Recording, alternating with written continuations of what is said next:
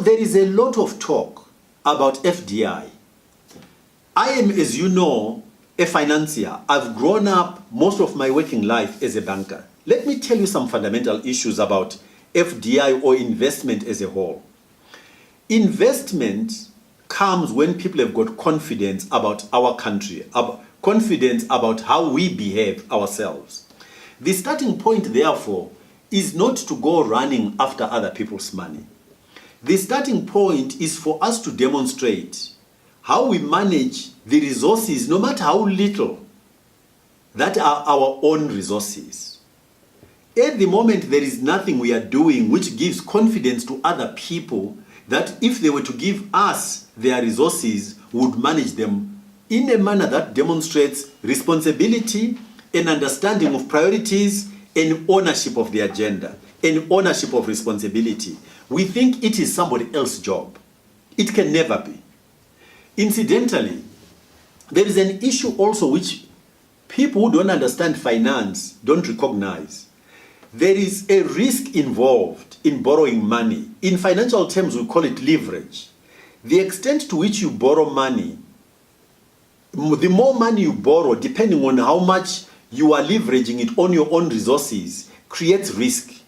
So if you borrow too much on the basis of very low resources of your own, it means when something goes wrong with your economy and it doesn't produce enough revenue for you to be able to service those obligations, you will either default, or if it's in business, your assets will be taken away to service that debt. So there is an issue of risk involved in borrowing. But let me also highlight in something that will be familiar to you all, I hope. The leverage I'm talking about does not only apply to debt, it also applies to donor resources. And what that means is the more money you get given by donors and the more you allow your economy to depend on donor resources in a manner that is disproportionate to what you yourself are putting in there, the minute you disagree with them on priorities, on what should happen, and they decide to withhold that support, what happens to your economy? It goes belly up.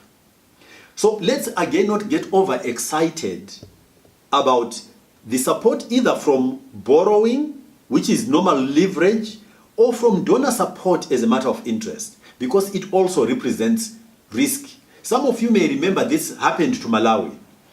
Malawi, at some point, disagreed with donors because of its policies. I think it was about agriculture. Peter Mutharika, not Peter, but his brother, disagreed with donors in terms of prioritization.